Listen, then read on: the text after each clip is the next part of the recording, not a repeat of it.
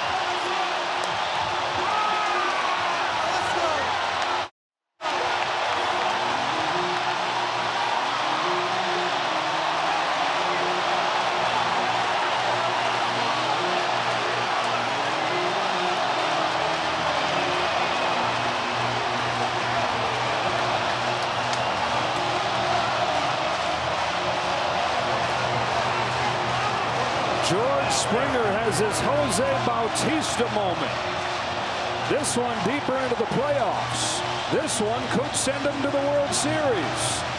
It's not the World Series, but if Joe Carter had that jacket, he'd be wearing that jacket. Now that jacket has had the biggest moment of the year to this point on Springer.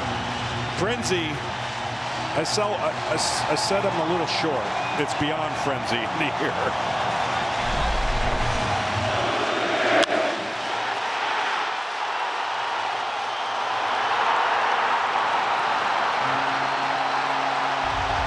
What an inning. We are tied at 3. Dyson to Bautista. Are we tied? Oh my goodness. Oh, what a game, huh? What an inning.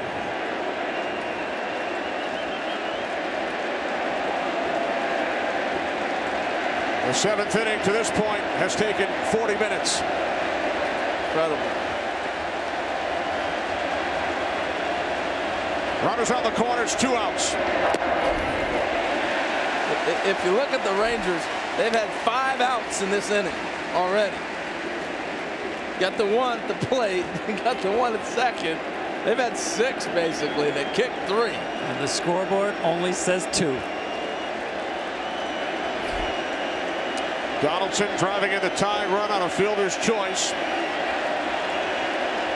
After the Rangers took the lead in bizarre fashion in the top half. The 1-1 from Dyson. Bautista with a drive. Deep left field. No doubt about it.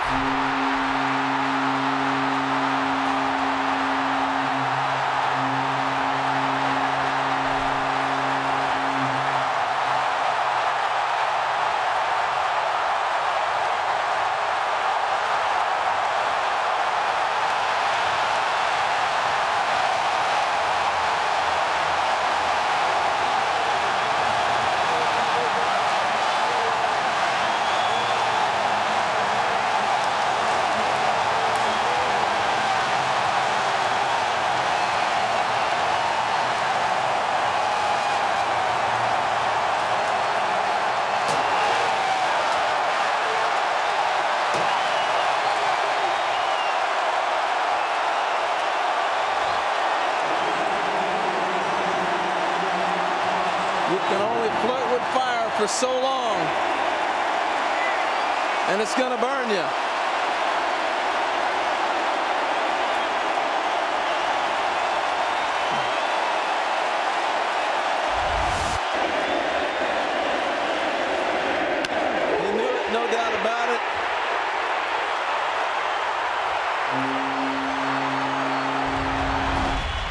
So the tying run is at second. The run that would win the World Series is at first, and Joe Carter is the batter. He's 0 for 3 tonight, 0 for 4 lifetime against Williams. Joe drove in a run in the first with a sacrifice fly tonight. I'm sure Ricky Henderson at second base is thinking about game 2, 8th inning, with the Blue Jays trailing by 2. Mitch Williams with that trick move and nailing Alomar at third. Morandini playing very close to the bag, trying to keep Henderson close to second. Williams has fallen behind Carter 2-0.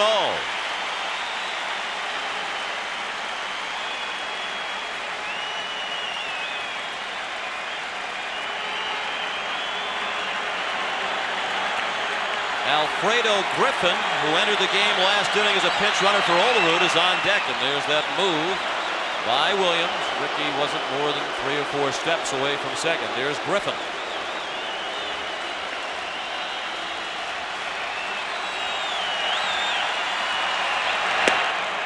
And there's a strike. 2-1 on Carter.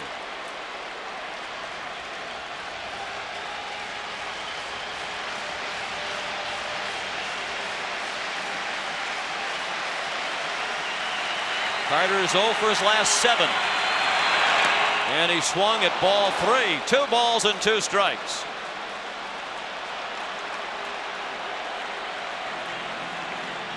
That was a flat-footed strike at Joe Carter, a flat-footed swing that he took at that slider from Mitch Williams. Looked awkward, didn't he? Now the 2-2. Well hit down the left field line. Way back and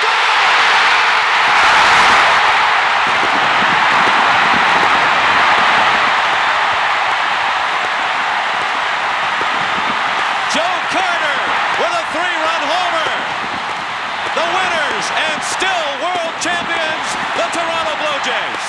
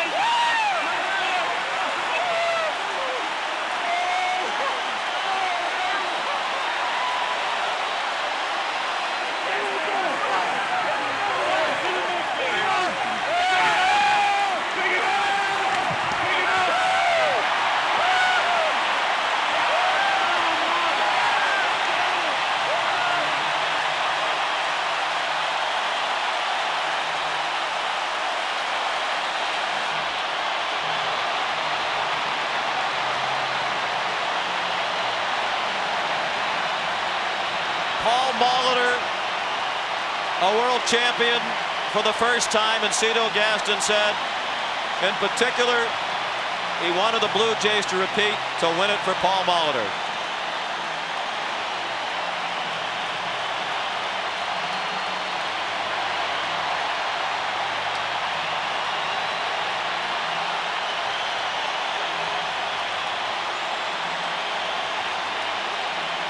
And obviously, Gaston was speaking for the rest of the Blue Jays as well.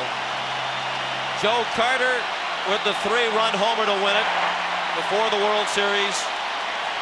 When we asked him how close he was to leaving by a free agency after last year's World Championship to go to Kansas City, he held his thumb and forefinger about 1/8 of an inch apart and said, "This close." But he stayed, and his home run has given the Toronto Blue Jays their second World Championship in as many years. It's only the second time ever that a World Series has ended on a home run. The other, the memorable home run by Bill Mazeroski of the Pirates in 1960.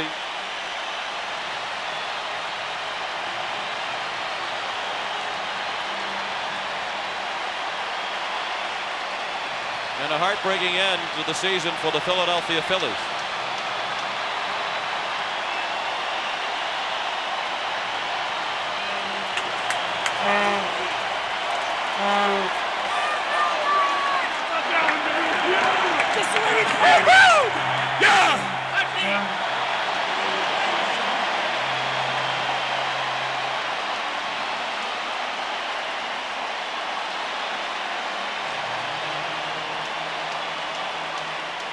Carter didn't quite hit it all the way to that sign, but it had enough to clear the fence and left.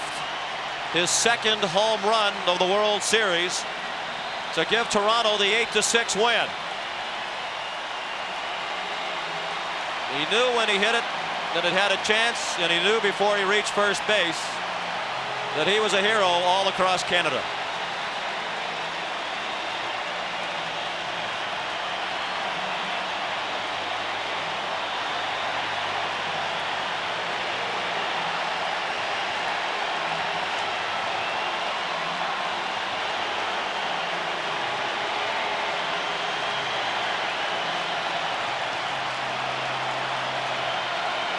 An incredible ending to a postseason that had many remarkable and memorable moments. And for the first time ever, the Toronto Blue Jays have won the World Series on Canadian soil. Congratulations to the '93 World Champions.